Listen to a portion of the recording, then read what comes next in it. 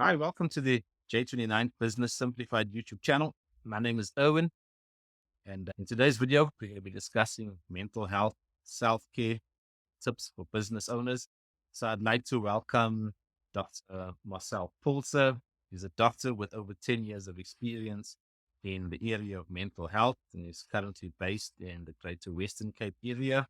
So welcome, Dr. Marcel.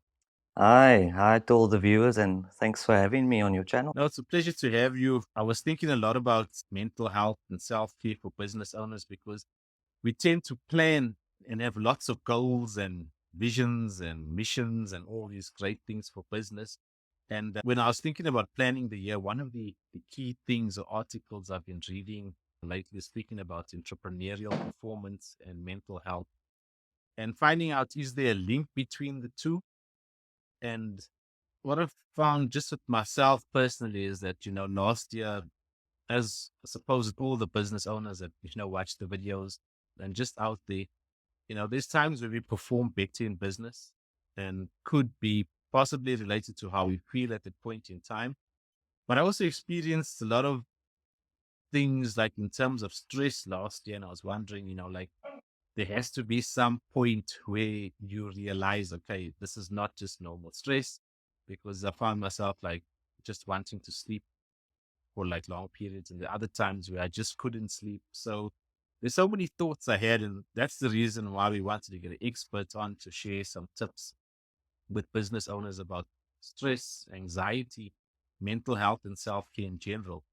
So, what does mental health look like just in terms of an South Africa perspective at the moment? Yeah, so I think that's a very important place to start is to actually paint a picture of where we are at in the country with regards to mental health.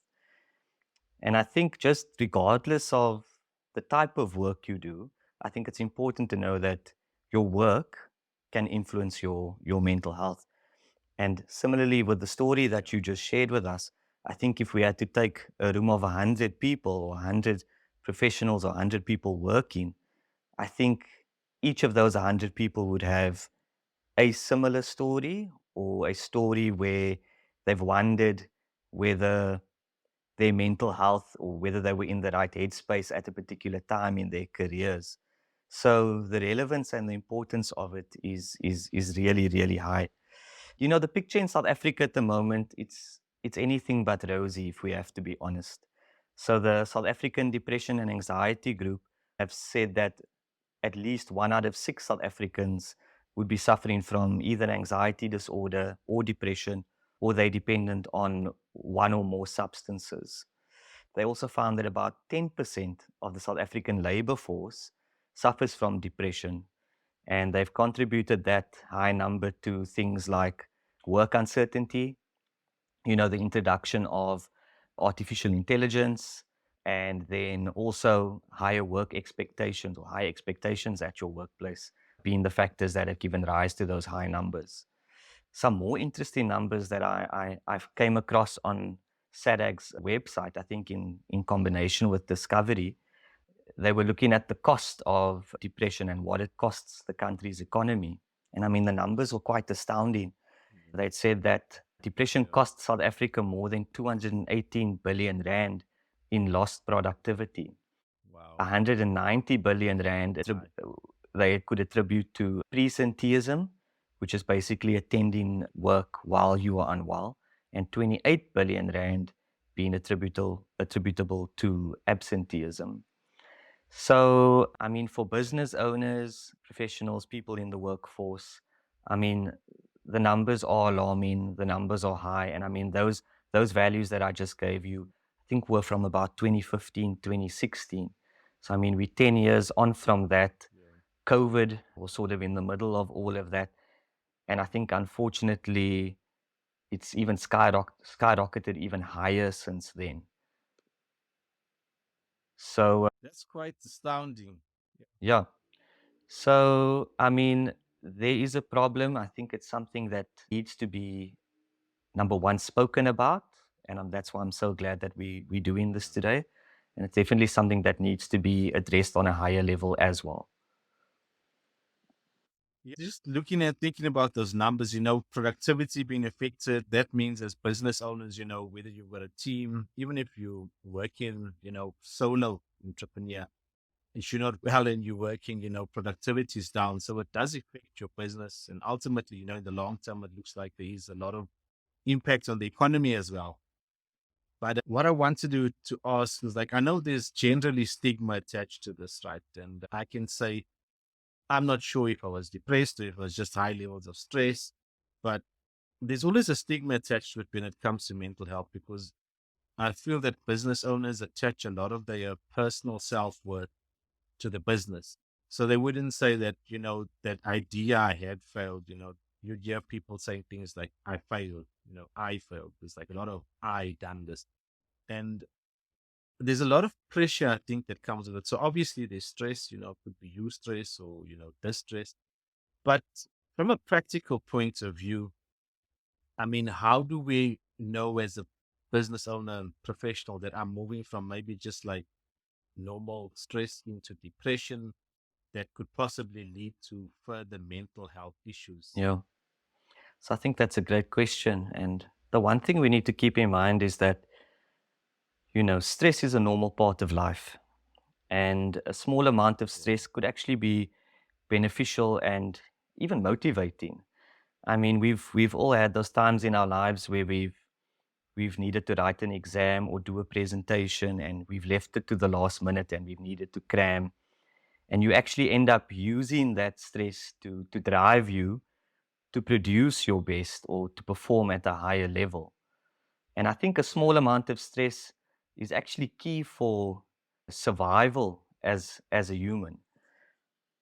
But I think the important yeah, part, and that's the question that you've raised, is how do you know when you've shifted from a good or a healthy amount of stress over into a more serious challenge or a more serious mental health obstacle?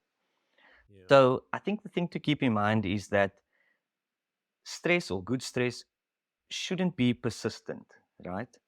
They typically will come and go, and it usually resolves as your life events change. There's usually an identifiable trigger. So, things like you either moving home or you going through a divorce, or, for business owners, maybe that deal didn't work out, or, your plan for your yeah, business for that year didn't go according to plan. So, there's usually an identifiable trigger. And once yeah, that trigger, you alleviate that trigger or you're able to manage that trigger, that stress should then resolve.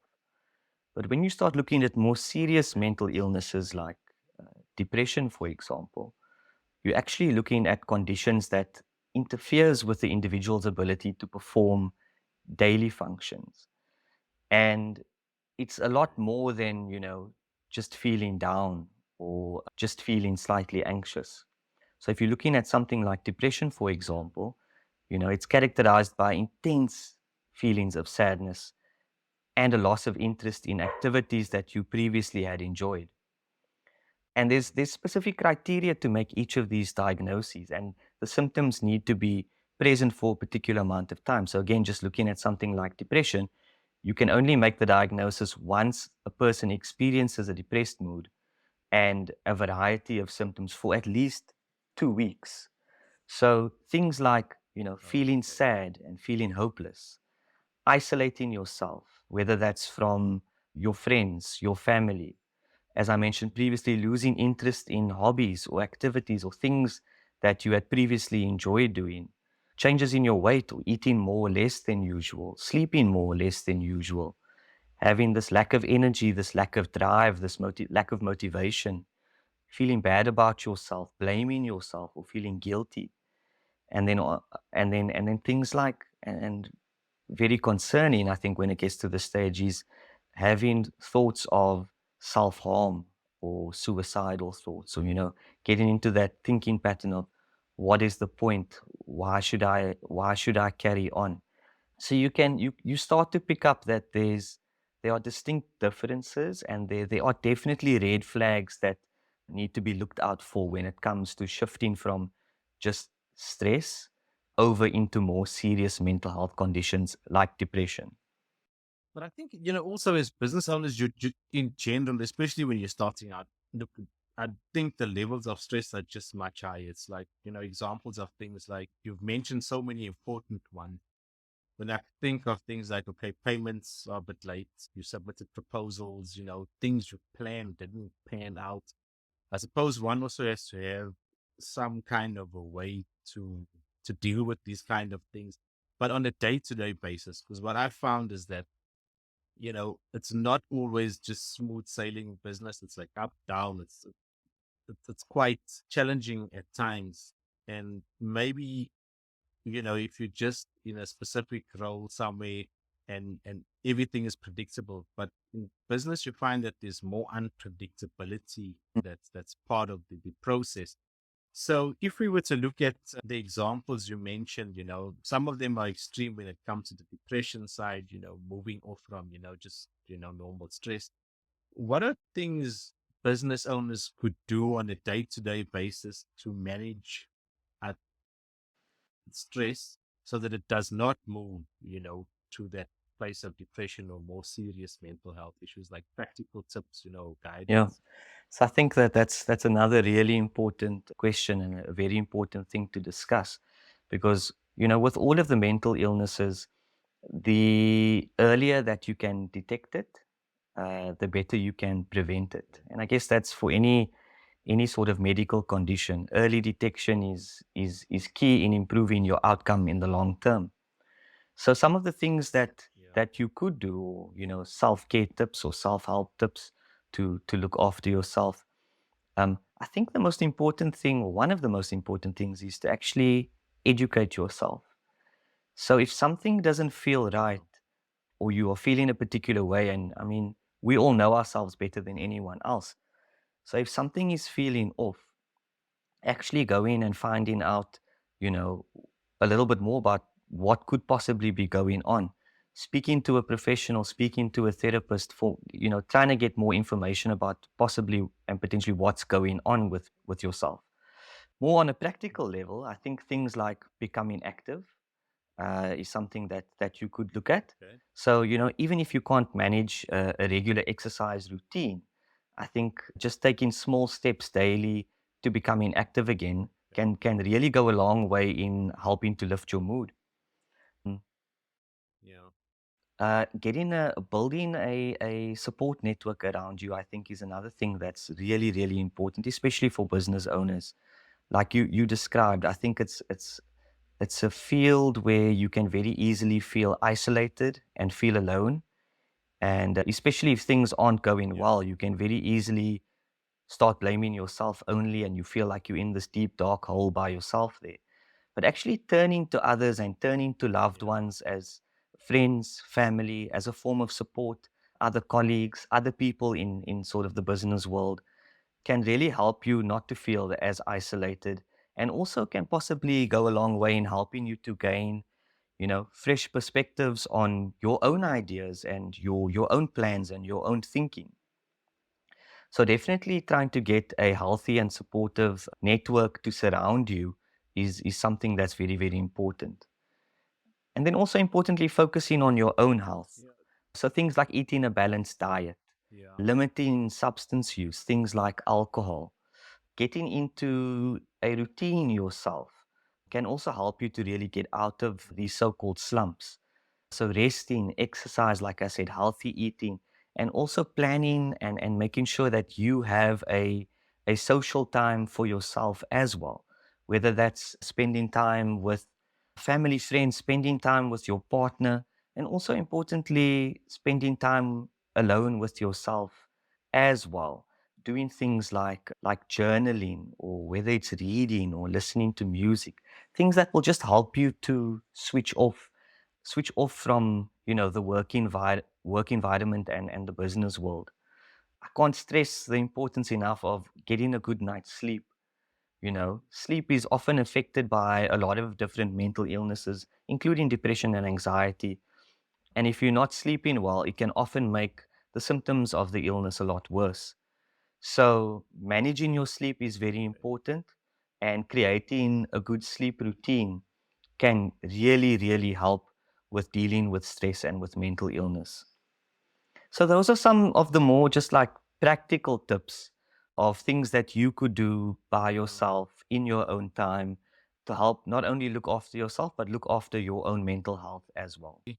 What I personally found really helped me, when you're going through these very stressful times, is that business community, and I suppose it's different for each business owner. Maybe you have a strong community already, but when I became part of, different business communities or networks, I found that seeing other people, talking to them, and you found out that, okay, they had exactly the same issue or challenge you faced at that point in time when your business was having a few issues. Sometimes it's referrals for new business, but that sense of community where there's some people you can reach out to makes a huge difference. Sleep, you mentioned, like so important. I also picked up sometimes if you're not having good sleep, it really impacts the rest of your day in terms of how you're performing in your business. Are you getting through your proposals or whatever it is? So those are such important things. But the crux of the self care, from what I picked up from what you're saying, is that you need to take care of yourself as well, because you could have all these great business goals, but as a business owner, if you're not taking care of yourself, as a priority and being intentional about it, because you mentioned a lot of things and said, you need to do that, you should do that, you should do that, and that speaks about being intentional about self care, which obviously can prevent going down the road where you leading to maybe serious depression. I understand, there is still stigma around mental health, and sometimes it's difficult to talk to people. But business owners obviously do need to talk to somebody. So for business owners, what kind of help and support for organizations, are they out there that they could maybe just use as a first point, to find out, what kind of help or support they could get, or what's out there for support? Yeah. So, I mean, you would know better than a lot of people that we're living in a digital age at the moment, and we have a wealth of knowledge and resources at our fingertips. I mean, if we have to go back, Yeah. sure, let's say 20, 30 years ago, I mean, picking up your cell phone and running a Google search and having a list of hundreds and hundreds of different professionals, medical practitioners at your disposal, is not something that would have been common at that time. But we're living in a digital era at the moment, and things like smartphones, laptops with, Wi-Fi and fiber that's out there, there really has been a big shift from, having to get in your car and drive somewhere to go and speak to someone to actually having that same experience in your pocket on your smartphone. Yeah, So that's true. there are organizations like SADAG, so the South African Depression and Anxiety Group, that their website is sadag.org. They've got lots and lots of different resources on their page, different brochures in a language that is very easy to understand. It's very accessible, Okay. understandable. They've got, for example, a 24/7 emergency hotline that you could contact at any time, day or night. They've got different support groups that you could be able to access in your community. And I think you spoke about community earlier on from a business perspective, and speaking to other people that are in a similar field as yourself. But I think something like a support group, even if it's with individuals that are maybe not in the same field as you, I think also just hearing someone else who's going through a similar experience to you, and hearing how they dealt with it could also provide you with a different perspective on how to potentially deal with the difficulties that you are facing at that particular time. So getting involved in Yeah. things like support group, reaching out, going to find out who are the medical professionals in your area, those are the things that often are the hardest to do, but I think those are the things that Yeah. are the most important to do when it comes to mental illness. Often that first step of reaching out and going to find help is often the most difficult. but it's necessary, and it's probably the most important step. So actually dealing with the denial, I think denial is something that all of us that have gone through mental health challenges and difficulties, I think often the first thing that comes to mind is, you know, surely this isn't, a mental illness, or surely I'm not struggling as much as I feel I am. And that denial can really, it can almost it can almost take over your whole life, and it can infiltrate other areas of your life as well. And often that's the first thing that you need to overcome, is that denial and that self-doubt, and actually get into a space where you realize, I actually do need help, and I actually do need to go and speak to someone about these things that I'm going through. So I can't emphasize that point enough, of taking that first step, and reaching out for help. Help is out there. It's online. Yeah. It's in your community, and we have access to it. I mean, we're in an age where we have access to this information. It's just about putting that time aside, and actually going and doing the search to find out what's out there for you. You're not just Walter. Thank you so much. There's such a wealth of information that you've shared, just in here. And I'm just thinking, chatting with other business owners, personal experiences I've had as well. So true, the first thing you should do, whether, with stress that you're sure you may not be sure is just, stress is the hardest part is to ask for help. And that's a personal decision, but it's something that you've got to do as the first step. Comes to self care, you mentioned so many tips. And one of the things I found that, as business owners, oftentimes, especially, when you're small business and you're starting, you feel guilty when you're not working. If you're not working, you feel that you're not putting in the time, you're not doing what needs to be done to grow the business. But that could also in itself lead to not taking care of yourself correctly, and eventually moving past that border of stress over to depression and anxiety. So, all the tips you shared are so valuable. And business owners, please watch the video, take some notes. Remember the organizations out there that's available to support you. As you start your new year planning, your business goals, remember to take care of yourself first. Self care is important.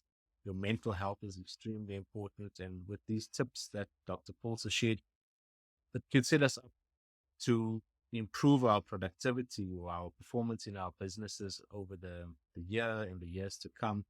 So, Dr. Paulse, thank you so much. We appreciate you for joining us on the J29 Business Simplified YouTube channel. We'd like to have you again. Is there anything else you'd like to just leave us with in closing? No, I think you've hit the nail on the head there. As business owners, it has to start with yourself. And I think if you take good care of yourself, if you take good care of your own mental health, I think it can only set you up for even greater success, like you said, for the year to come and for the years to come. So look after yourselves, look after your mental health. It really, really is important. Thank you so much, Dr. Thank you Paulse. for having me. I'm looking forward to having another session with you, maybe mid-year or something like that, because I suppose there'll be new stats that come out, maybe new things. But this session has been really helpful, and we're going to share it with as many business owners as we can. So we appreciate the time you've taken, and we're looking forward to a next session with you. Thank you so much, and everything of the best for yourself as well. Okay. Thank you. Thanks.